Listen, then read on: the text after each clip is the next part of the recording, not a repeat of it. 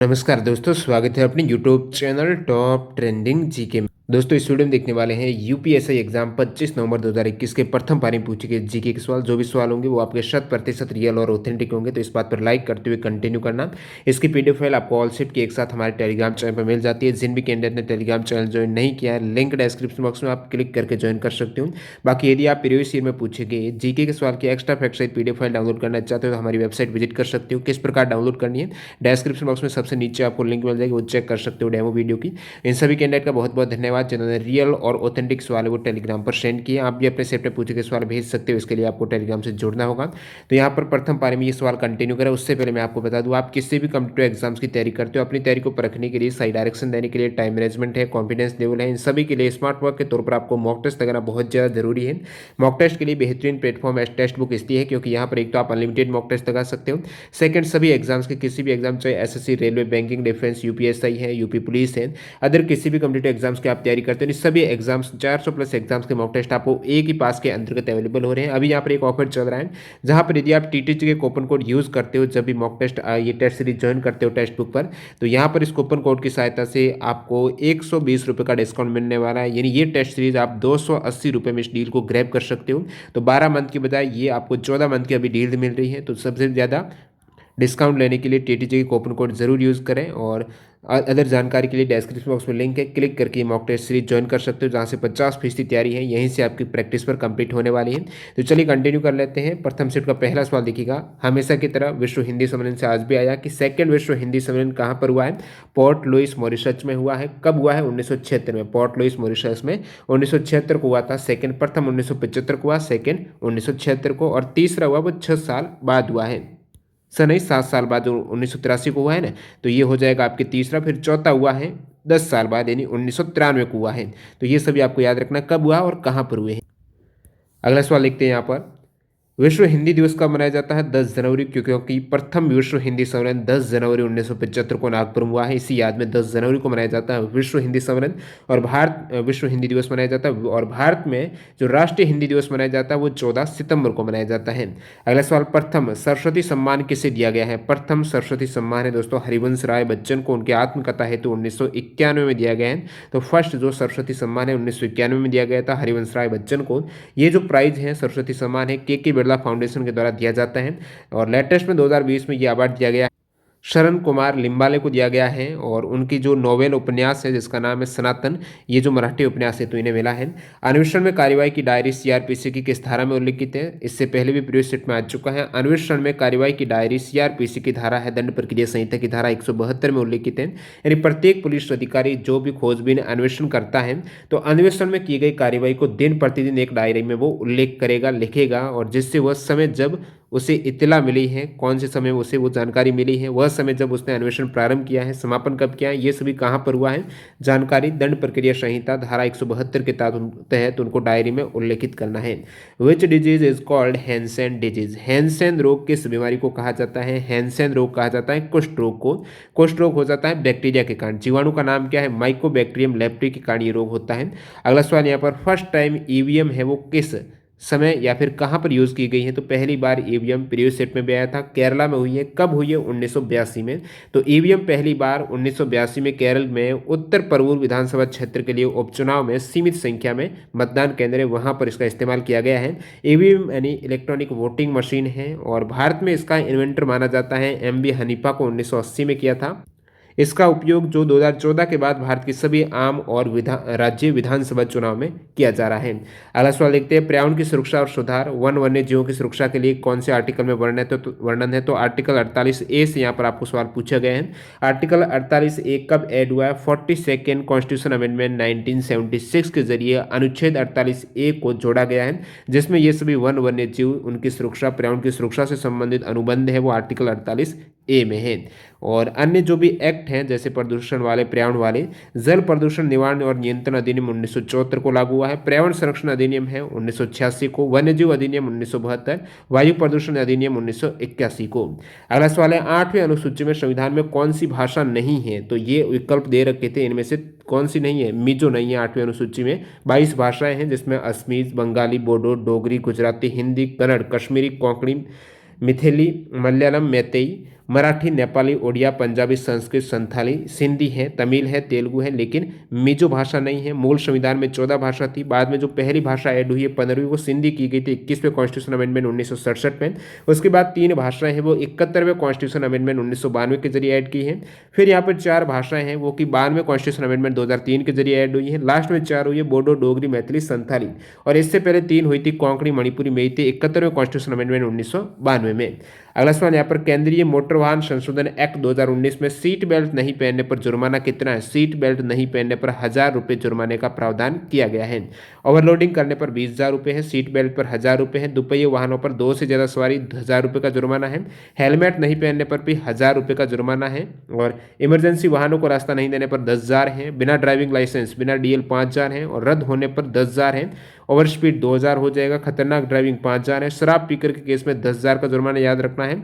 Driving के दौरान mobile phone है, अब ये किसी भी सेट में ये दोनों नहीं है, आ सकते हैं नेक्स्ट फेज 3 में। ड्राइविंग के दौरान मोबाइल फोन पर बात करने पर 5000 है, और शराब पीकर 10,000 का जुर्माना, बिना परमिट आ चुका है 10,000 का, और बिना इंश्योरेंस के 2,000 का जुर्माना है, नाबालिग का भी आ चुका है 25,000 का जुर्माना। लोकसभा में SC/ST जनजातियों के लिए स्थानों का आरक्षण किस अनुच्छेद में है? तो अनुच्छेद 330 का पूछा गया है, जो कि लोकसभा में अनुसूचित जाति और अनुसूचित जनजातियों के लिए स्थानों का आरक्षण है वो आर्टिकल 330 में है। नेक्स्ट सवाल देखते हैं। पदार्थ की अवस्था का नाम जिसे आसानी से संपीड़ित किया जा सकता है तो वो गैसीय अवस्था है, उसको आप प्रेशर देकर आसानी से संपीड़ित कर सकते हो। और आपको यदि ये पूछा कि सबसे ज्यादा संपीड़ित अवस्था कौन सी, तो ठोस अपने आप में सर्वाधिक संपीड़ित रहती है। भारत की प्रथम शास्त्रीय भाषा कौन सी? रिपीट हुआ, तमिल भारत की प्रथम शास्त्रीय भाषा है। भारत के वर्तमान में टोटल 6 शास्त्रीय भाषा हैं, जो सबसे पहले तमिल को मान्यता मिली वो 2004 को दी गई। उसके बाद संस्कृत 2005, फिर कन्नड़ 2008, तेलुगु 2008, मलयालम 2013, ओडिया है ये 2014 को मान्यता दी गई है। तमिलनाडु की मार्शल आर्ट कौन सी है? तो सिलंबम है वो मार्शल आर्ट तमिलनाडु की है। मैं विभिन्न इंपॉर्टेंट मार्शल आर्ट के बारे में आपको बता देता हूँ, जैसे कि प्रीवियस एग्जाम में ये सभी आए हुए हैं। लाठी है ये पंजाब और पश्चिम बंगाल की मार्शल आर्ट है। कलरीपायटू है केरला की, जो कि भारत में सबसे पुराना मार्शल आर्ट है कलरीपायटू। ये जो आप देख रहे हो कंटेंट काफ़ी इंपॉर्टेंट यहाँ से सवाल बनता है, थोड़ा बहुत बार प्रीवियस SSC एग्जाम आया हुआ है। हिमाचल प्रदेश की मार्शल आर्ट है थोड़ा। सिलंबम जो आपको पूछा तमिलनाडु में, और इसमें एक दोस्तों कुट्टू वर्षाई भी वर्जन रहता है, जो कि सिलंबम का अनआर्म्ड घटक है, ये भी एक तरीके से तमिलनाडु का। गटका पंजाब की है, इम्बुअन कुश्ती मिजोरम की है, मुष्टि युद्ध उत्तर प्रदेश की याद रखना है। मुष्टि युद्ध जो मार्शल आर्ट है यूपी वाराणसी से है। परिखंडा बिहार की, मर्दानी महाराष्ट्र से है, और कट्ठी सामू आंध्र प्रदेश से है। वर्मा कलई है तमिलनाडु की। पाइका याद रखना है उड़ीसा की है। थांगटा बहुत बार आया हुआ मणिपुर की है। हुयेन लैंगलोन, ठीक है, जो हुयेन लैंगलोन है ये मणिपुर की मार्शल आर्ट है। और जो स्क्वे है ये मध्य एशियाई मार्शल आर्ट है, जो कि प्राचीन कश्मीर में तलवार से लड़ने वाली थी। और अगला सवाल देखते हैं। किस अनुच्छेद में बताया गया है कि संविधान के प्रारंभ से 15 वर्ष की अवधि तक संघ के उन सभी शासकीय प्रयोजनों के लिए अंग्रेजी भाषा का प्रयोग किया जाएगा? तो संविधान जो लागू हुआ है उसके नेक्स्ट 15 वर्षों तक अंग्रेजी भाषा है एज ए प्रशासनिक शासकीय भाषा के लिए, ऑफिशियल लैंग्वेज के लिए यूज की जानी थी 15 वर्ष के लिए।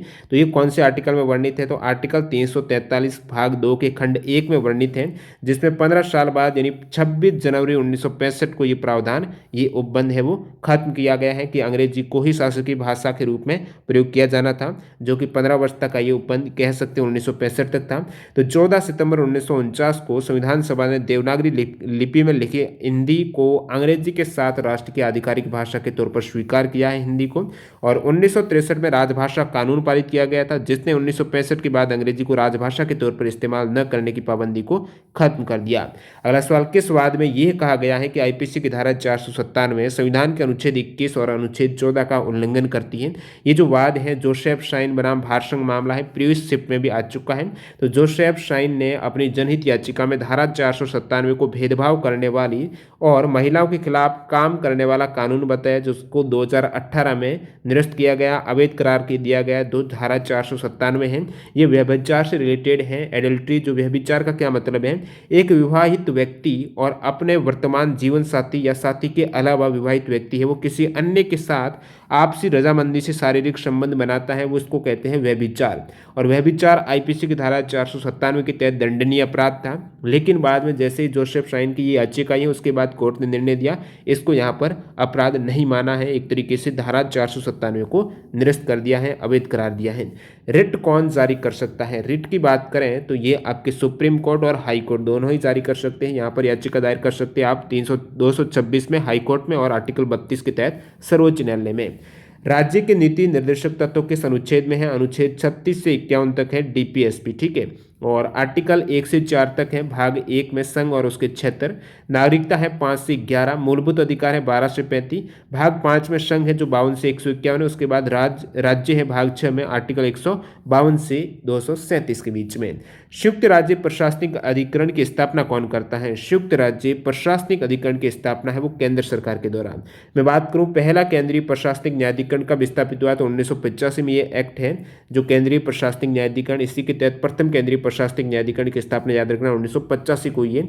और अध्यक्ष जो किसी उच्च न्यायालय का वर्तमान या सेवानिवृत्त न्यायाधीश रहा हो वह केंद्रीय प्रशासनिक न्यायाधिकरण का प्रमुख होता है। अध्यक्ष होने के लिए जो यहाँ पर केंद्रीय प्रशासनिक न्यायाधिकरण का वो वर्तमान या फिर पूर्व न्यायाधीश रहा हो। आर्टिकल 323A में ये प्रशासनिक अधिकरण के बारे में प्रावधान है। अनुच्छेद 323A में राज्य न्यायाधिकरणों के अध्यक्ष को राष्ट्रपति के द्वारा नियुक्त किया जाता है। अगला सवाल लिखते हैं यहाँ पर, मजलिस ए शुरा किस देश की संसद का नाम है? मजलिस ए शुरा है ये किस देश के पार्लियामेंट या फिर संसद का नाम है? ये दोस्तों सऊदी अरब की पार्लियामेंट का नाम है। भारत राज्यों का संघ होगा किस अनुच्छेद में वर्णित है? आर्टिकल 1 में है संघ का नाम और राज्य क्षेत्र यानी भारत राज्यों का संघ होगा आर्टिकल 1 में। आर्टिकल 2 में नए राज्यों का प्रवेश या स्थापना आर्टिकल 2 में। आर्टिकल 3 में नए राज्यों का निर्माण और वर्तमान राज्यों के क्षेत्र सीमा या नाम में परिवर्तन आर्टिकल 3 में है। अफगानिस्तान की संसद बनाने में किस देश की हिस्सेदारी सबसे ज्यादा है? तो ये नवनिर्मित जो बिल्डिंग की बात हो रही है अफगानिस्तान की संसद बनी है जो भारत के सहयोग से कह सकते हो। पीएम मोदी ने अफगानिस्तान संसद का उद्घाटन 2015 में किया है। तो भारत ने अफगानिस्तान के पुनर्निर्माण में संसद के पुनर्निर्माण में सहयोग करने मित्रता के प्रतीक के रूप में 2007 में संसद भवन परियोजना शुरू की है जिसमें 600 करोड़ रुपए की लागत आई है। इस संसद का निर्माण है एक तरीके से भारत ने ही किया है। और इसमें एक यहाँ पर ब्लॉक है अटल बिहारी वाजपेयी के नाम पर जिसे अटल ब्लॉक कहा जाता है। और अफगानिस्तान की संसद का नाम क्या है? National assembly. अगला सवाल, द्रविड़ भाषा शैली कौन सी नहीं है? बार बार रिपीट हो रहा सवाल। ये प्रमुख भाषा है तमिल, तेलुगु, कन्नड़, मलयालम, तुलु है द्रविड़ भाषा शैली में। आईटी एक्ट 2000 की विवेचना कम से कम कितने स्तर तक का अधिकारी करता है? आईटी एक्ट 2000 के तहत किसी भी जो केस है उसकी देखरेख या फिर विवेचना है कम से कम इंस्पेक्टर लेवल का, ठीक है। तो इंस्पेक्टर स्तर के पुलिस अधिकारी को इस मामले में जांच का अधिकार हासिल है। धारा 78 है आईटी एक्ट की, इसमें ये प्रावधान है। किसी स्त्री के पति या पति के नातेदार द्वारा उसके प्रति क्रूरता करना आईपीसी की किस धारा के तहत अपराध है? तो किसी स्त्री के पति या पति के नातेदार के द्वारा उसके प्रति क्रूरता करना आईपीसी की धारा 498A के तहत अपराध हो जाएगा। तो जो आईपीसी धारा 498A का सवाल है। भारतीय अंतर्देशीय जलमार्ग प्राधिकरण की स्थापना कब हुई है? भारतीय अंतर्देशीय जलमार्ग प्राधिकरण की स्थापना दोस्तों 27 अक्टूबर 1986 को अंतर्देशीय जलमार्ग प्राधिकरण की स्थापना की गई जिसका हेडक्वार्टर नोएडा उत्तर प्रदेश में है। भारत की कुल तटीय सीमा की लंबाई कितनी है? भारत की यदि मैं कुल तटीय सीमा की लंबाई की बात करूं तो वो दोस्तों 7516.6 किलोमीटर है जिसमें मेनलैंड की है 5422 किलोमीटर और आइलैंड की जो टेरिटरीज आ जाती है वो 2094 किलोमीटर है। भारत की कुल स्थलीय सीमा की लंबाई 15200 किलोमीटर है।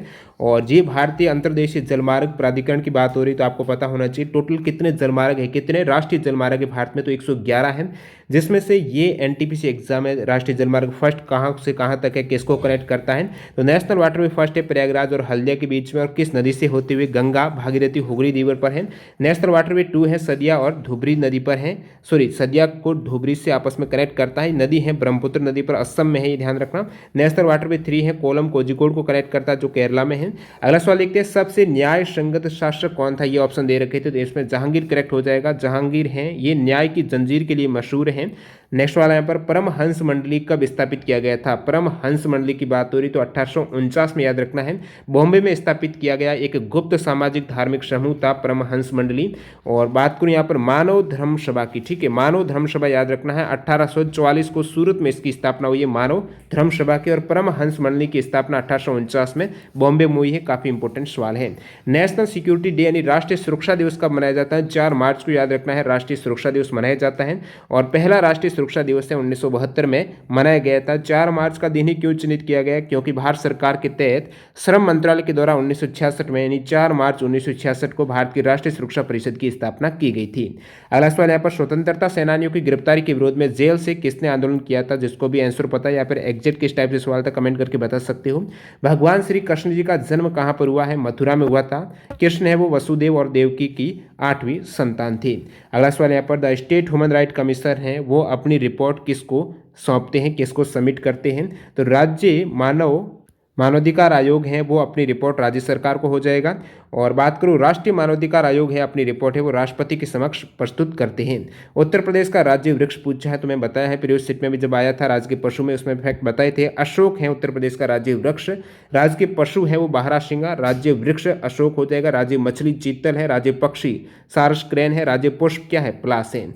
अगला सवाल देखते हैं यहाँ पर अशोक मेहता समिति का गठन कब हुआ है? अशोक मेहता समिति का गठन दिसंबर 1977 को हुआ है। और इससे पहले थी समिति वो बलवंत राय मेहता समिति थी जिसका गठन 1997 को हुआ है। ये दोनों ही समितियां पंचायती राज व्यवस्था से संबंधित हैं। तो सबसे पहले बलवंत राय मेहता समिति की सिफारिश पर ही ये पंचायती राज व्यवस्था है ये लागू हुई और इसमें कुछ कमियां रह गई थी। इस कमियों को दूर करने के लिए जो नेक्स्ट समिति का गठन है वो अशोक मेहता समिति का हुआ था 1977 में। एक सवाल यहाँ पर भूमि अधिग्रहण के मामले में पूछा है कौन जमीनी निरीक्षण की अधिकार शक्ति रखता है? बात करूं भूमि अधिग्रहण की तो भूमि अधिग्रहण अधिनियम 1894 को पारित हुआ है। जमींदारी विनाश एवं भूमि व्यवस्था अधिनियम 1950 को पारित हुआ है। इसमें क्या विकल्प थे या फिर आंसर पता वो कमेंट करके बता सकते हैं। 2014 में किस कंपनी ने व्हाट्सएप को अधिग्रहण किया है? तो व्हाट्सएप के साथ डील हुई है, फेसबुक ने खरीदा है व्हाट्सएप को $19 बिलियन में। और फिर यहाँ पर कुछ सवाल हिंदी के आप देख सकते हो। पंच परमेश्वर है वो किसकी रचना है? प्रेमचंद की है। और फिर यहाँ पर एक सवाल पूछा गया आपकी कथा सरित सागर के लेखक कौन है? तो सोमदेव हो जाएंगे। धर्माधर्म में समास कौन सा है? शुभेच्छा में संधि कौन सी है? आत्मन पद में किसकी रचना है? इस टाइप से कुछ हिंदी के भी भेजे हैं। तो यहाँ पर आप देख सकते हो आज आपके जो 25 नवंबर को फेज सेकंड का लास्ट डे में एग्जाम कंडक्ट हुआ है इसमें पूछे गए प्रथम पारी में जीके के सवाल कंप्लीट हो चुके हैं। मिलते हैं सेकंड और थर्ड शिफ्ट के वीडियो के साथ, तब तक के लिए वंदे मातरम, जय हिंद दोस्तों।